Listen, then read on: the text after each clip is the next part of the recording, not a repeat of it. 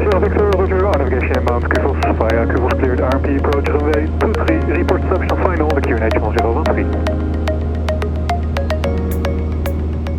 Hey, welcome on board. I'm Thomas. I'm training to be a flight instructor, but in one of my previous videos I promised you to show you an instrument flight.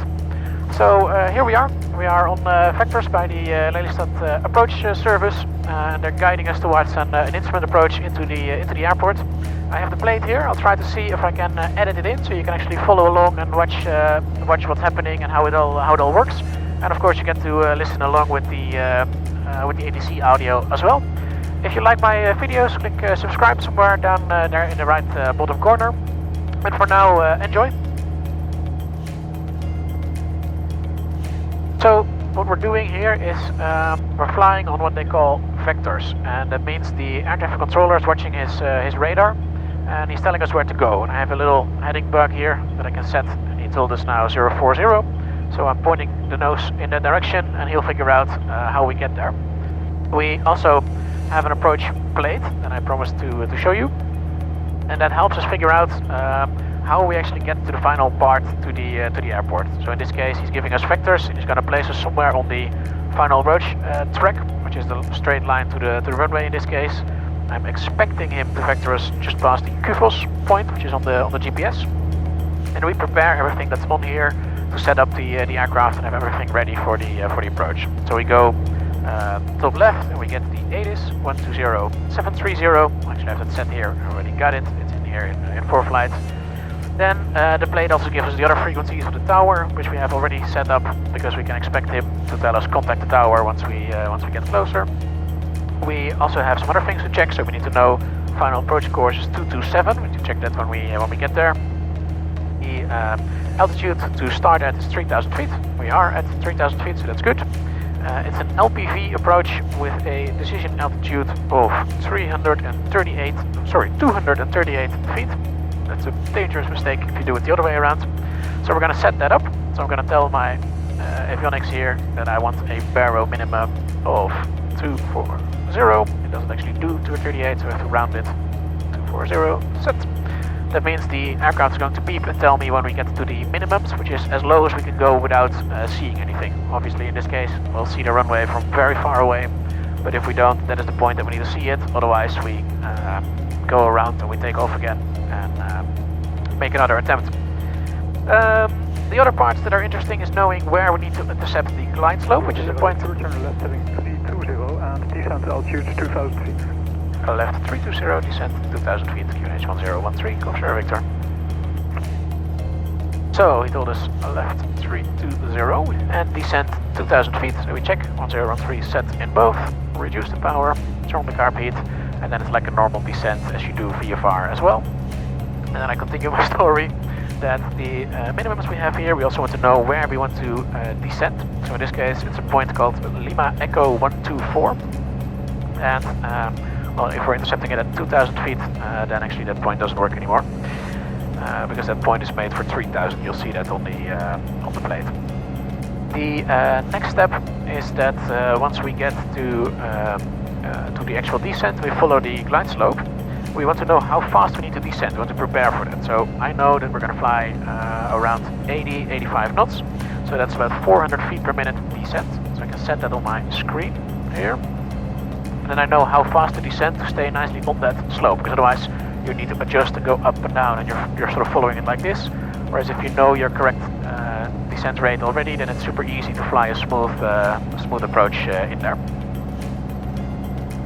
The other one is that we need to know the missed approach. So if we don't, for some reason, see the runway before we reach the minimums, then we need to know we need to climb straight ahead GPS track to 2,000 feet. Sierra Victor, completed left hand turn heading 280 now. Left 280, go Sierra Victor. And while we are almost there, it's time to run an approach checklist. So approach briefing done. I went to the plate and showed you everything that happens. Altimeters 1013 from information share both set and verified. Seat backs erect, harnesses on and annoying. Brakes checked. Fuel selector to the right. Magnetors to both. Engine instruments in the green. Primer locked. Fuel pump on. Landing light on. Carburetor heat on the descent.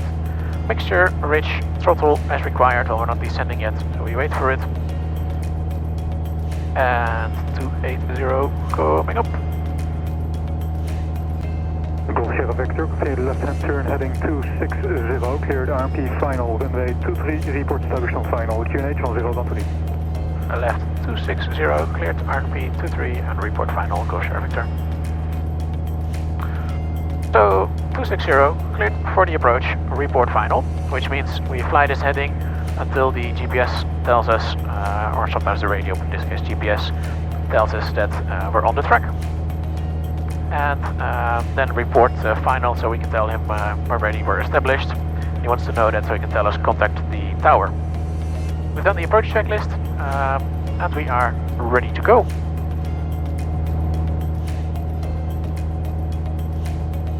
Then comes the less interesting part. Wait until you're there.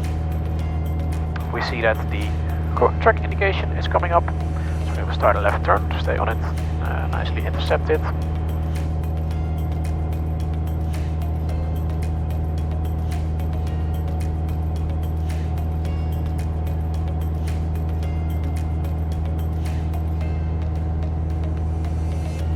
So, now we're 1 mile from the original descent point, so if we were at 3,000 feet, this is where I would start to set the flaps. Victor, contact tower, 135, decimal 180 to throw. 135, 180 to throw, Golf Sierra Victor. Lelystad tower, Golf Bravo, Juliet Sierra Victor, established, RNF 23. Golf Sierra Victor tower, report 4 miles. We'll go, Golf Sierra Victor. So, established on the final approach track. Checklist run, approach briefing complete, everything ready. And if it all goes like that, then this approach is actually not that hard. Keep this part in the middle and keep that part on the line once you're descending, and that's it. The GPS just tells you where to go. Obviously, if the weather is very bumpy, then things happen at once. It's very easy to lose track of all of it, and you'll be behind and a little to the left, not too much, and then it all goes to hell. But if it's nice weather and everything is done on time and going nicely, then it's actually not that hard. The whole training is on when things don't go to plan. So, glide slope alive. So we're going to slow down a little bit and set the first stage of flaps.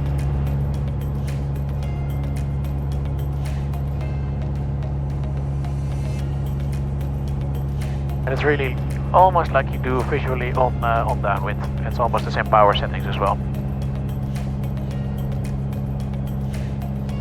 And the glide slope is coming up. Ground speed 78, so we don't have much headwind. That's nice, because the wind is actually coming from the right. Which means we want to be descending at around 5 times that, so that's 400 feet per minute, which is what we set. So that will go by itself. Set the power to 1700 RPM. And an adjustment of the rudder trim to keep it nicely aligned. And then aim for 75. Oh, we're doing 76, 75 and a half. Great.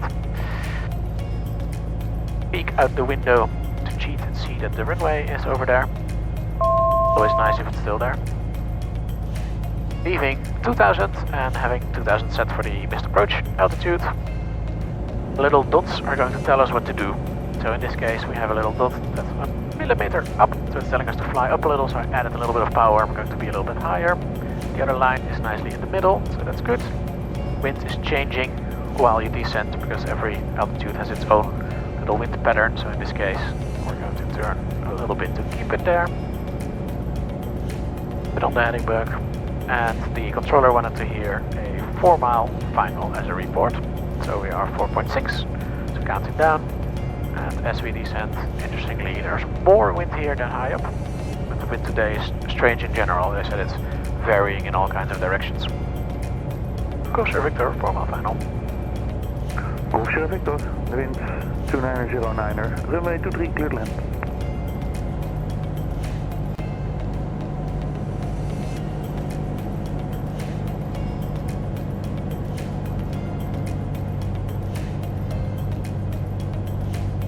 Okay, approaching minimums. Going down to 65 as we do on a normal final.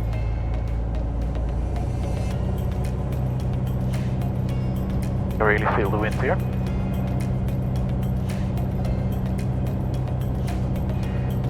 Minimums. There we go. Minimum. There we are. Minimum. And reduce the power. Move the iPad and cleared to land.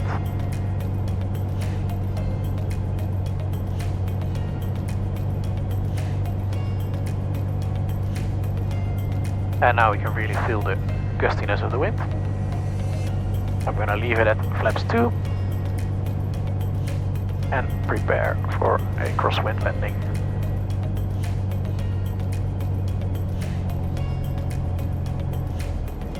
Tower. We have 456 Kilo Whiskey at Charlie 1 for taxi. November 6 Kilo Whiskey, goedenavond, taxi to the fuel station. Zit er de fuel? Ja, Kilo Whiskey.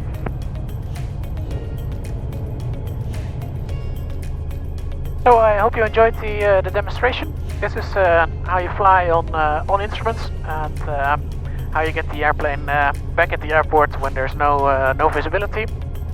It's really not that complicated. It's just following screens and doing what it says there. But obviously, it's really important that you do all of it right. So if you want to learn yourself, sign up for a lesson somewhere. Get a good instructor. There is a reason it takes 40 hours to learn. So don't go and experiment. But if you did enjoy the video, click subscribe in the bottom corner. A like is also appreciated. And for now, thank you for watching. Bye bye.